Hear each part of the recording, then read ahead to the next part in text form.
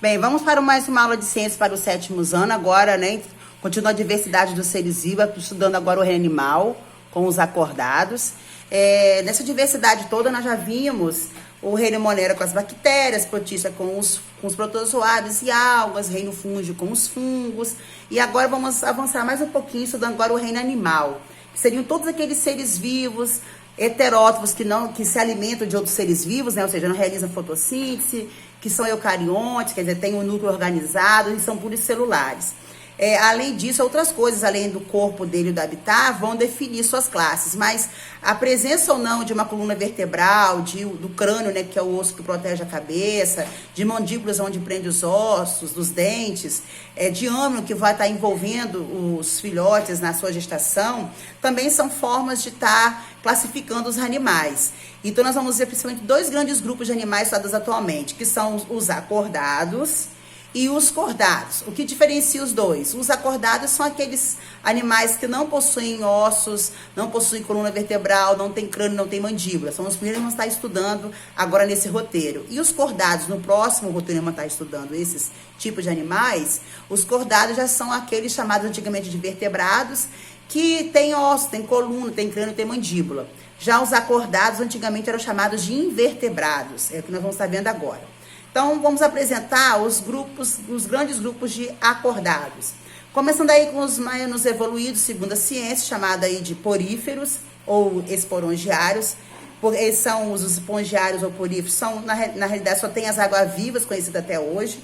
São todos os animais que têm um corpo coberto por poros, não tem órgãos, né, definidos, tem apenas 3 amontoados de células que a gente conhece, que são os amebócitos, os porócitos e os coanócitos.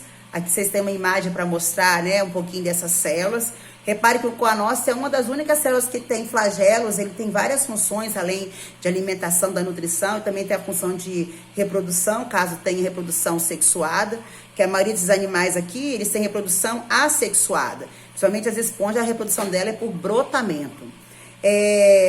E o habitat deles são só aquáticos, tá, gente? A maioria são marinhos, mas só vivem no mar mesmo. Além das relações ecológicas deles principais que nós colocamos aqui, que além da cadeia são bem apetitosos para as tartarugas, e tem outros animais que também se alimentam deles. Eles eram usados antigamente para higiene, para a produção de buchas e filtros. Atualmente pode ser feito se há comprovação da produção delas. Como são animais essencialmente filtradores, também são utilizados como filtros e até hoje eles filtram muita coisa dos ambientes aquáticos. Os quinidários ou selenterários é um outro grupo também, um pouco mais evoluído que os poríferos, agora já tem boca, tem uma cavidade, né, digestiva.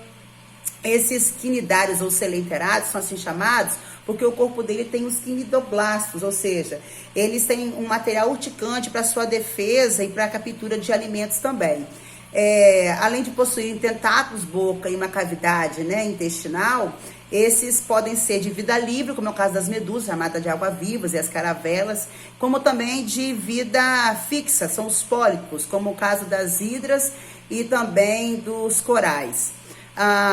O habitat deles também é aquático, né, principalmente marinho. Na cadeia alimentar, eles são carnívoros, tá, gente? Eles só se alimentam de pequenos peixes, pequenos animais, mas eles também servem de alimentos como por exemplo, as tartarugas se alimentam de água viva. A grande dosagem de quinidoblastos na pele dos animais como da gente pode provocar fortes queimaduras. Os platelmintos, agora a gente vai entrar num grupo mais evoluído, mas que são chamados de vermes. O platelminto são os vermes achatados, né? Tem um formato de fita bem achatado mesmo. Podem apresentar pequenos ocelos, parecem olhos, mas não visualizam muito bem como a gente.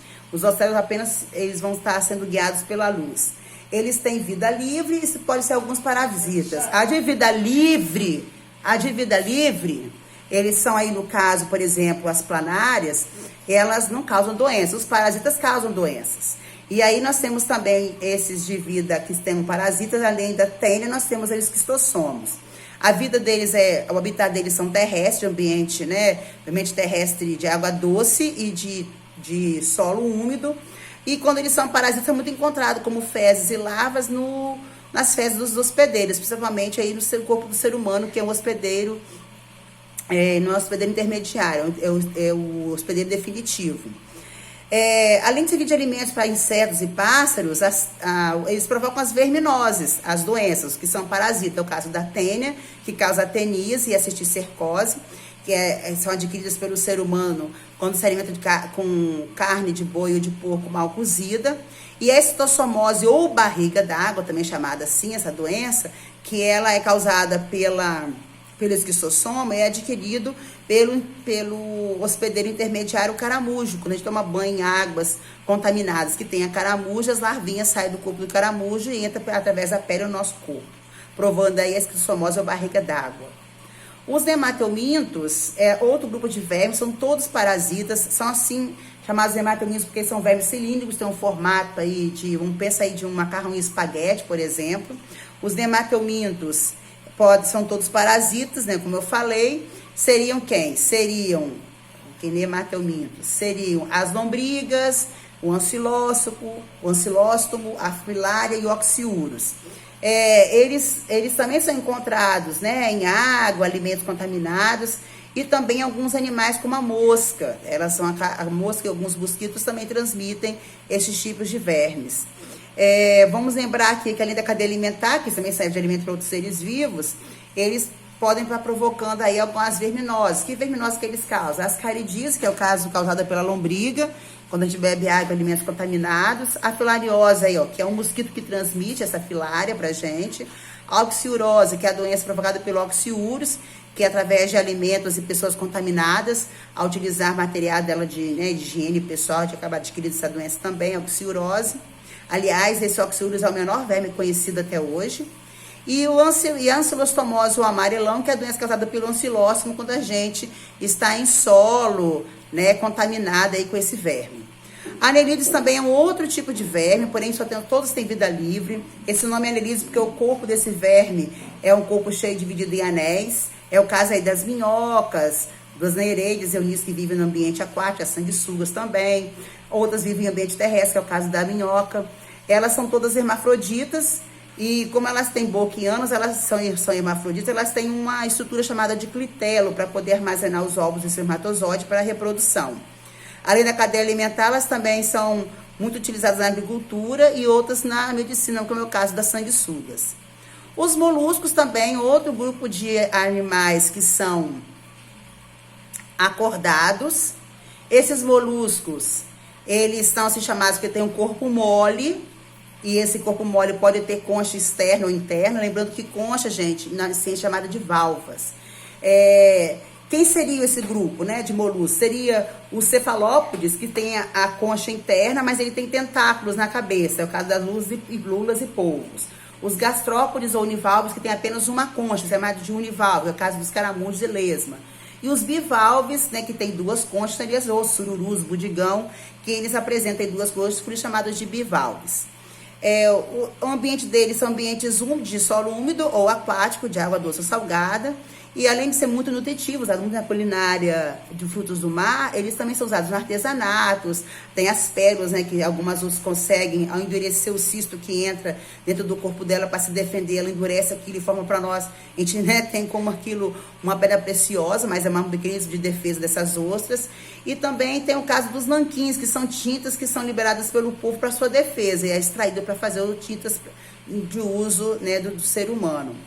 Os artrópodes, né, um outro grupo mais evoluído, inclusive a maioria dos animais encontrados no nosso planeta, a maioria são artrópodes. Eles são tão evoluídos assim porque eles possuem articulações, patas, vamos dizer assim, né? E um exoesqueleto de um material muito resistente, que é a quitina. Então, por isso, eles conseguiram ficar em ambientes diversos e ocupar quase todo o planeta.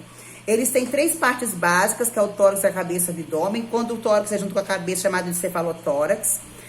Para poder crescer o corpo dele, né, junto com esse exoesqueleto, eles sofrem as chamadas mudas ou equidízies. E poderiam ser, como exemplo aqui, são os insetos, que tem todos os artrópodes com 6 patas, como a barata, mosquito, mosca.